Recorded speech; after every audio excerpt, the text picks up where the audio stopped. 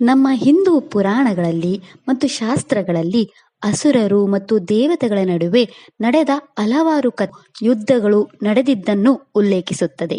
ಆದರೆ ಇಂದಿನ ಕಥೆಯು ಸಂಪೂರ್ಣ ಅದ್ಭುತ ಕಥೆಯಾಗಿದ್ದು, ಕೆಲವೊಮ್ಮೆ ಬ್ರಹ್ಮಾಂಡದ ಶಾಶ್ವತ ಶಕ್ತಿಗಳು ವಿಶ್ವದಲ್ಲಿ ಸಮತೋಲನವನ್ನು ತರಲು ಪರಸ್ಪರ ಮುಖಾಮುಖಿಯಾಗುವುದನ್ನು ಚಿತ್ರಿಸುತ್ತದೆ.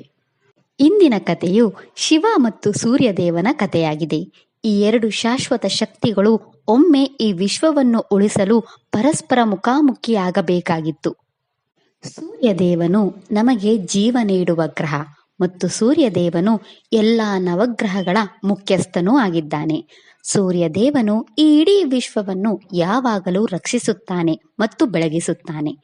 ತ್ರಿಮೂರ್ತಿಗಳಲ್ಲಿ ಒಬ್ಬರಾದ ಭಗವಂತ ಶಿವನು ಪ್ರಳಯದ ಸಮಯದಲ್ಲಿ ವಿನಾಶಕನಾಗಿ ಕಾರ್ಯನಿರ್ವಹಿಸುತ್ತಾನೆ ಮತ್ತು ಯಾವಾಗಲೂ ತನ್ನ ಭಕ್ತರನ್ನು ರಕ್ಷಿಸಲು ಹೆಸರುವಾಸಿಯಾಗಿದ್ದಾನೆ. ಇಲ್ಲಿನ ಈ ವಿಡಿಯೋದಲ್ಲಿ ಈ ಇಡೀ ವಿಶ್ವವನ್ನು ತಮ್ಮ ಶಾಶ್ವತ ಶಕ್ತಿಗಳಿಂದ ರಕ್ಷಿಸಿದ್ದ ಈ ಎರಡು ಶಕ್ತಿಗಳ ಕಥೆಯನ್ನು ಕೇಳೋಣ. ಬ್ರಹ್ಮ ವೈವರ್ತ ಪುರಾಣದ ಪ್ರಕಾರ ಒಮ್ಮೆ ಅಸುರರು ಮತ್ತು ದೇವತೆಗಳ ನಡುವೆ ಭೀಕರ ಯುದ್ಧ ನಡೆಯಿತು. ದೇವತೆಗಳಲ್ಲಿ ಯುದ್ಧವನ್ನು ಸೂರ್ಯದೇವ ಮುನ್ನಡೆಸಿದನು. ಎಲ್ಲ ಅಸುರರು ಶಿವನ ಮಹಾನ್ ಭಕ್ತರಾಗಿದ್ದರು ಮತ್ತು ಅವರು ತಮ್ಮ ರಕ್ಷಣೆಗಾಗಿ ಶಿವನ ಸಹಾಯವನ್ನು ಕೋರಿದರು. ಅಸುರ ರಾಜ ರಾವಣನ ಅಜ್ಜನಾಗಿದ್ದ ಅಸುರ ಸುಮಾಲಿ ಶಿವನ ಮಹಾನ್ ಭಕ್ತನಾಗಿದ್ದನು. ಅವನು ಮಹಾ ತಪಸ್ಸು ಮಾಡಿ ಶಿವನಿಂದ ರಕ್ಷಣೆಯ ವರವನ್ನು ಪಡೆದನು. ದುರಹಂಕಾರದಿಂದ ತುಂಬಿದ್ದ ಅಸುರ ಸುಮಾಲಿ ಸ್ವರ್ಗದಲ್ಲಿರುವ ಎಲ್ಲ ದೇವತೆಗಳನ್ನು ಸವಾಲು ಮಾಡಲು ಪ್ರಯತ್ನಿಸಿ ಸೂರ್ಯಲೋಕಕ್ಕೆ ಹೋಗಿ ಸೂರ್ಯದೇವನನ್ನು ಯುದ್ಧಕ್ಕೆ ಸವಾಲು ಹಾಕಿದನು.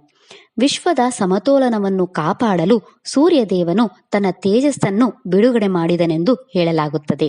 ಆದರೆ ಅಸುರ ಸುಮಾಲಿ ಶಿವನನ್ನು ಸಹಾಯಕ್ಕಾಗಿ ಕರೆದನು.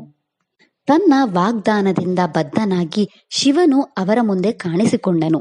ಶಿವನ ಕೋಪ ಮತ್ತು ಸೂರ್ಯದೇವನ ತೇಜಸ್ಸಿನ ನಡುವೆ ದೊಡ್ಡ ಯುದ್ಧ ನಡೆಯಿತು. ಅದು ಇಡೀ ವಿಶ್ವವನ್ನೇ ನಡಗಿಸಿತು. ಈ ಬ್ರಹ್ಮಾಂಡದ ಯುದ್ಧ ತೀವ್ರಗೊಳ್ಳುತ್ತಿದ್ದಂತೆ ಶಿವನು ತನ್ನ ಪ್ರಬಲ ತ್ರಿಶೂಲವನ್ನು ಸೂರ್ಯದೇವನ ಮೇಲೆ ಹೊಡೆದನು. ಶಿವನ ತ್ರಿಶೂಲವು ಸೂರ್ಯದೇವನನ್ನು ಎಷ್ಟು ಶಕ್ತಿಯಿಂದ ಹೊಡೆತೆಂದರೆ ಸೂರ್ಯದೇವನ ತೇಜಸ್ಸು 3 ಪ್ರಕಾಶಮಾನವಾದ ತುಂಡುಗಳಾಗಿ ವಿಭಜನೆಯಾಯಿತು.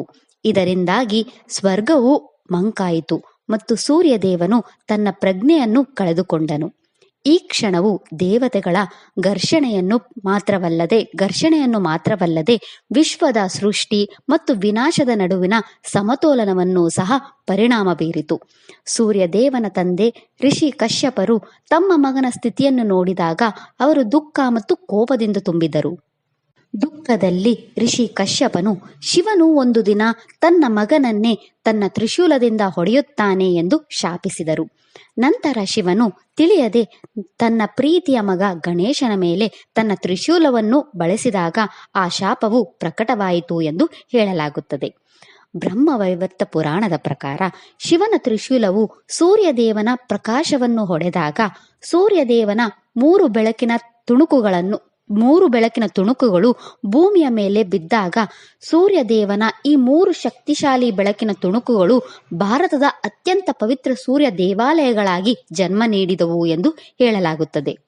ಈ ಕಥೆಯು ಕೇವಲ ಪುರಾಣವಲ್ಲ, ಇದು ಶಕ್ತಿ ಮತ್ತು ಉದ್ದೇಶ, ಬೆಳಕು ಮತ್ತು ನೆರಳಿನ ನಡುವಿನ ಸಮತೋಲನವನ್ನು ನೆನಪಿಸುತ್ತದೆ. ಭಾರತದ ಪ್ರತಿಯೊಂದು ದೇವಾಲಯವು ದೈವಿಕ ಸಂಘರ್ಷಗಳು ಸಹ ಶಾಶ್ವತ ಸಾಮರಸ್ಯವನ್ನು ಹೇಗೆ ಸೃಷ್ಟಿಸಬಹುದು ಮತ್ತು ಹೊಸ ಜಗತ್ತನ್ನು ಬೆಳಗಿಸಬಹುದು ಎಂಬುದರ ಸಂಕೇತವಾಗಿ ನಿಂತಿವೆ.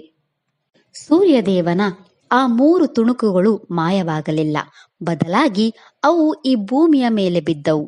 ಸೂರ್ಯದೇವನ ಈ 3 ತುಣುಕುಗಳು ಈ ಭೂಮಿಯ 3 ಪವಿತ್ರ ಭೂಮಿಗಳನ್ನು ಅದರ ದೈವಿಕ ಬೆಳಕಿನಿಂದ ಆಶೀರ್ವಾದಿಸಿದವು.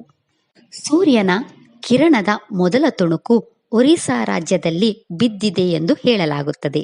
ಅಲ್ಲಿ ಈಗ ಭವ್ಯವಾದ ಕೊನಾರ್ಕ ಸೂರ್ಯ ದೇವಾಲಯವಿದೆ. ಕೊನಾರ್ಕ ಸೂರ್ಯ ದೇವಾಲಯವು ಸೂರ್ಯನನ್ನು ಆಕಾಶದಾದ್ಯಂತ ಸಾಗಿಸುವ ರಥದ ಆಕಾರದಲ್ಲಿದೆ. ಬಿಹಾರ ರಾಜ್ಯದಲ್ಲಿ ಸೂರ್ಯ ಕಿರಣದ 2ನೇ ತುಣುಕು ಇಲ್ಲಿದ್ದು ದೇವಾರ್ಕ ಸೂರ್ಯ ದೇವಾಲಯವನ್ನು ರೂಪಿಸಿತು. ಕಾರ್ತೀಕ ಮಾಸದಲ್ಲಿ ಛಟ್ ಪೂಜೆಯ ಸಮಯದಲ್ಲಿ ಸಾವಿರಾರು ಬಿಹಾರ್ ಭಕ್ತರು ಸೂರ್ಯನಾರಾಯಣನನ್ನು ಪೂಜಿಸಲು ಸೇರುವ ನಿಖರವಾದ ಸ್ಥಳ ಇದು. ಲೋಲಾರ್ಕ ಕುಂಡದ ಬಳಿಯ ಕಾಶಿ ಕ್ಷೇತ್ರದಲ್ಲಿ ಸೂರ್ಯನ ಕಿರಣದ 3ನೇ ತುಣುಕು ಬಿದ್ದಿತು ಎಂದು ಹೇಳಲಾಗುತ್ತದೆ. ಸೂರ್ಯನ ಪ್ರಕಾಶದಿಂದಾಗಿ ಲೋಲಾರ್ಕ ಕುಂಡವು ಇನ್ನೂ ನಂಬಿಕೆ ಮತ್ತು ಪರಿಶುದ್ಧತೆಯಿಂದ ಹೊಳೆಯುತ್ತಿದೆ ಎಂದು ಹೇಳಲಾಗುತ್ತದೆ.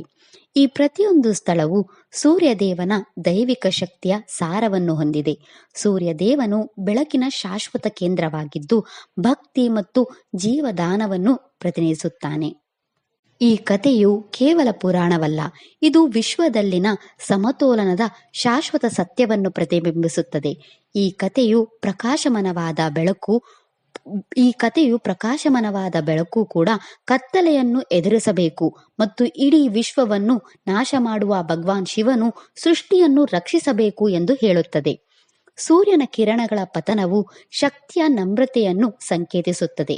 ಇದು ನಮಗೆ ಮತ್ತೆ ಮೇಲೇರಲು ಕಲಿಸುತ್ತದೆ ಮತ್ತು ಸೂರ್ಯದೇವನ ಅನುಗ್ರಹದ ಮೂಲಕ ಪುನರ್ಜನ್ಮವನ್ನು ಪ್ರತಿನಿಧಿಸುತ್ತದೆ.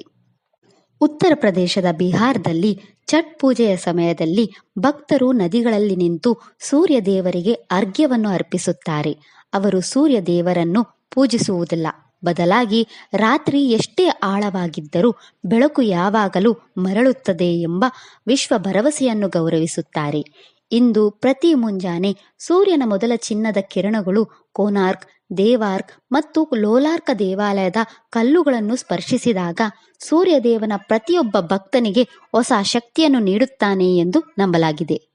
ಈ ದೇವಾಲಯಗಳ ವಾಸ್ತುಶಿಲ್ಪವು ಸೂರ್ಯದೇವನ ಆಕಾಶದಾದ್ಯಂತ ಪ್ರಯಾಣವನ್ನು ಪ್ರತಿಬಿಂಬಿಸುತ್ತದೆ. ಜೀವನವು ಕತ್ತಲೆಯಿಂದ ಮುಂಜಾನೆಯವರೆಗೆ, ಶರತ್ಕಾಲದಿಂದ ಉದಯವರೆಗೆ ಒಂದು ಚಕ್ರವಾಗಿದೆ ಎಂದು ನಮಗೆ ಇದು ನೆನಪಿಸುತ್ತದೆ. ಸೂರ್ಯದೇವರಿಗೆ ಅರ್ಘ್ಯ ನೀರಿನ ಪ್ರತಿ ಅರ್ಪಣೆ, ಪ್ರತಿದಿನ ಉದಯಿಸುವ ಸೂರ್ಯನ ಮುಂದೆ ಕೈಮುಗಿದು ಪ್ರಾರ್ಥಿಸುವುದು ಇನ್ನೂ ಒಂದು ನಮ್ರತೆ, ಕ್ಷಮೆ ಮತ್ತು ಬೆಳಕಿನ ಪ್ರಾಚೀನ ಕಥೆಯ ಮುಂದುವರಿಕೆಯಾಗಿದೆ. ಭಗವಂತ ಶಿವ ಮತ್ತು ಸೂರ್ಯದೇವನ ಈ ದೈವಿಕ ಕಥೆಯು ಬೆಳಕು ಮತ್ತು ನೆರಳಿನ ನಡುವಿನ ನೃತ್ಯದಂತಿದೆ. ಶಿವ ಮತ್ತು ಸೂರ್ಯದೇವ ಜಗತ್ತಿಗೆ ದೈವಿಕ ಸಮತೋಲನದ ಸಾರವನ್ನು ತೋರಿಸಿದರು. ಈ 3 ಸೂರ್ಯ ದೇವಾಲಯಗಳು ಕೇವಲ ಪ್ರಾಚೀನ ಅದ್ಭುತಗಳಲ್ಲ, ಅವು ಸೂರ್ಯನ ಶಕ್ತಿ, ಭಕ್ತಿ ಮತ್ತು ಪತನ ಮತ್ತು ಉದಯದ ಶಾಶ್ವತ ಚಕ್ರದ ಜೀವಂತ ಸಂಕೇತಗಳಾಗಿವೆ. ನಾವು ಪ್ರತಿದಿನ ಬೆಳಗಿನ ಸೂರ್ಯನ ಮುಂದೆ ನಮಸ್ಕರಿಸಿದಾಗ ನಾವು ಕೇವಲ ಒಂದು ಗ್ರಹವನ್ನು ಪೂಜಿಸುತ್ತಿಲ್ಲ, ಆದರೆ ಒಮ್ಮೆ ಶಿವನನ್ನು ಎದುರಿಸಿ ಈ ಜಗತ್ತನ್ನು ಬೆಳಗಿಸಲು ಮತ್ತೆ ಎದ್ದು ಬಂದ ಅದೇ ದೈವಿಕ ಬೆಳಕನ್ನು ಸ್ಪರ್ಶಿಸುತ್ತಿದ್ದೇವೆ ಎಂದು ಅದು ನಮಗೆ ನೆನಪಿಸುತ್ತದೆ. ಇದಿಷ್ಟು ಶಿವ ಮತ್ತು ಸೂರ್ಯದೇವರ ನಡುವಿನ ದೈವಿಕ ಕಥೆಯ ಬಗ್ಗೆ. ಈ ವಿಡಿಯೋ ಇಷ್ಟ ಆದರೆ ಮತ್ತು ನಮ್ಮ ಪುರಾಣಗಳಿಂದ ಇಂತಹ ಹೆಚ್ಚಿನ ಕಥೆಗಳನ್ನು ಕೇಳಲು ಬಯಸಿದರೆ ನಮ್ಮ ಚಾನೆಲಿನ ವಿಡಿಯೋಗಳನ್ನು ನೋಡಿ. ಮತ್ತು ಈ ಪ್ರಸ್ತುತ ವಿಡಿಯೋ ಇಷ್ಟ ಆದರೆ ಲೈಕ್ ಮಾಡಿ, ಶೇರ್ ಮಾಡಿ ಮತ್ತು ನಮ್ಮ ಚಾನೆಲ್ ಸಪೋರ್ಟ್ ಮಾಡೋಕೆ ಸಬ್ಸ್ಕ್ರೈಬ್ ಮಾಡಿ. ಧನ್ಯವಾದಗಳು.